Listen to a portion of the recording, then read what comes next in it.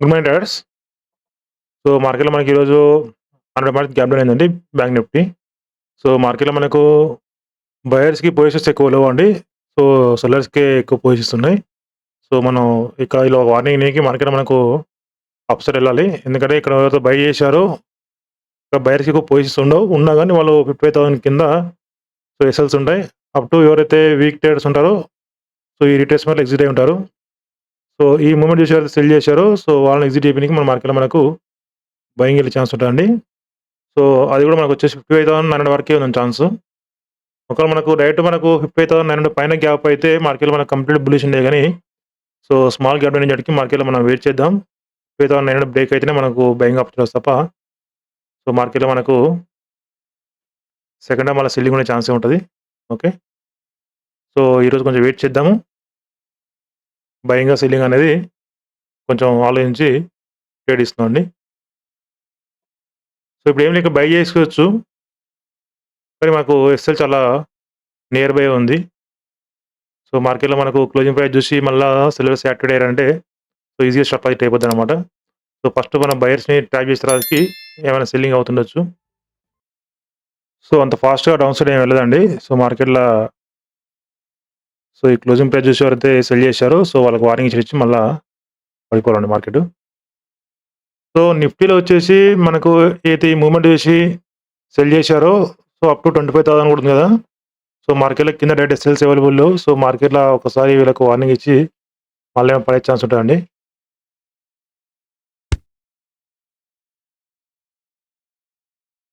So మార్కెట్‌లో trade enter అయ్యానండి.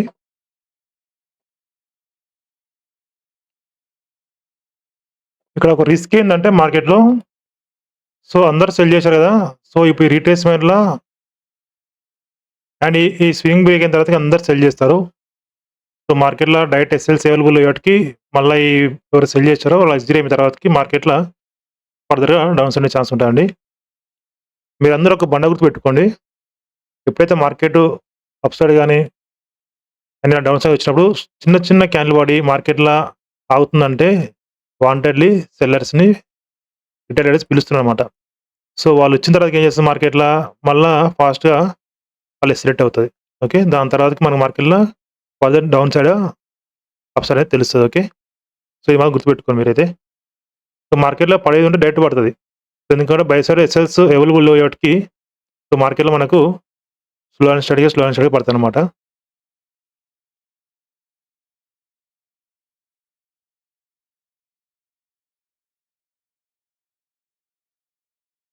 So చూసారా ఎలా వచ్చిందో రివర్స్ బ్యాకు.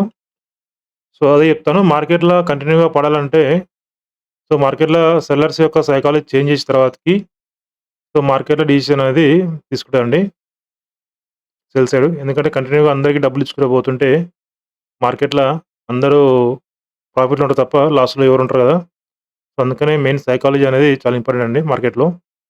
సో ఒకవేళ నీ సైకాలజీ రాంగ్ అయినా గాని నీ స్టాప్ లాస్ నీ అండర్‌లో ఉంటే చాలు ప్రాఫిట్ ఆటోమేటిక్‌గా అదే వస్తది. నేను ఫస్ట్ నుంచి అదే చెప్తున్నాను. సో ఫస్ట్ మన స్టాప్ లాస్ అనేది మన అండర్‌లో ఉండాలి.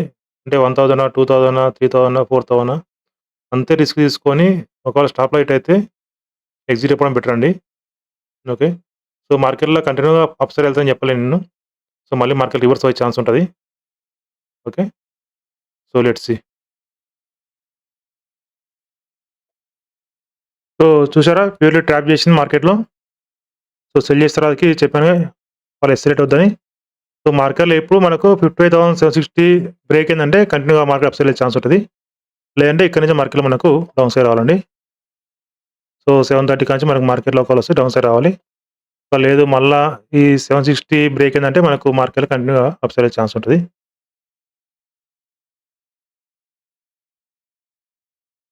సో మళ్ళీ హై బ్రేక్ అయిందంటే మార్కెట్‌లో మనకు పాజిటివ్ మూవ్‌మెంట్ ఉండే ఛాన్స్ ఉంటదండి. సో మన హై బ్రేక్ అయితే ఎగ్జిట్ అయిపోదాం. లేదంటే మనకు 58,500 వరకు పెట్టుకుందాం టార్గెట్. సో మనకు నిఫ్టీ సపోర్ట్ చేస్తలేదండి. ఎందుకంటే నిఫ్టీ మనం డైరెక్ట్ బయర్స్‌కి ఎస్ఎల్స్ అవైలబుల్ లేవు.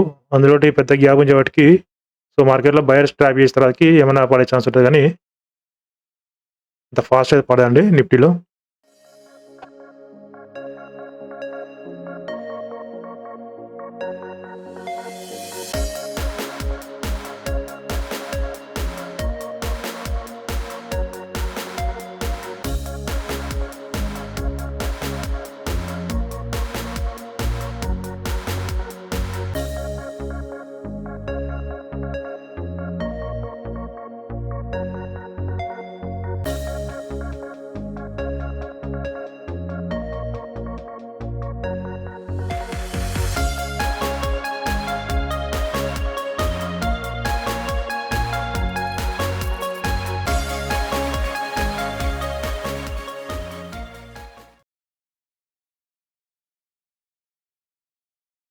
మనకు 600 దగ్గర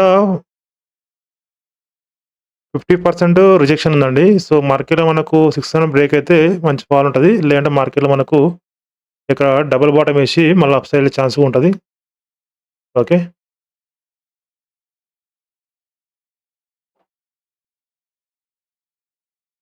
సో, ఇప్పుడు ఖచ్చితంగా ఈ హై బ్రేక్ అవుతది. ఎందుకంటే మార్కెట్‌లో మనకు 50,600 దగ్గర 50% రిజెక్షన్ ఉంది. అప్ టు మనకు బై సైడ్ ఎస్ఎల్‌సి లో అయ్యేవాటికి సో, మార్కెట్‌లో మన సెల్లర్స్ స్క్రాప్ చేసిన తర్వాతకి అప్ సైడ్ ఛాన్స్ ఉంటదండి. ఓకే. సో, ఇక్కడ ఎగ్జిట్ అవుతాను. సో, ఇప్పుడు మార్కెట్‌లో మనకు అప్ సైడ్ ఛాన్స్ ఉంటదండి. ఎందుకంటే మొత్తం ఇక్కడ సెల్లర్స్ ట్రాప్ చేసేసింది. సో, మార్కెట్‌లో మనకిప్పుడు కంటిన్యూ‌గా అప్ సైడ్ ఛాన్స్ ఉంటది. అప్ టు మనకు 55,820 వరకు ఛాన్స్ ఉందండి. ఓకే. నా వీడియోస్ నచ్చినట్లయితే ప్లీజ్ లైక్ చేయండి, సబ్స్క్రైబ్ చేసుకోండి. అలాగే ఆల్ నోటిఫికేషన్ ఆన్ చేసుకోండి. థాంక్ యూ అండి. బాయ్.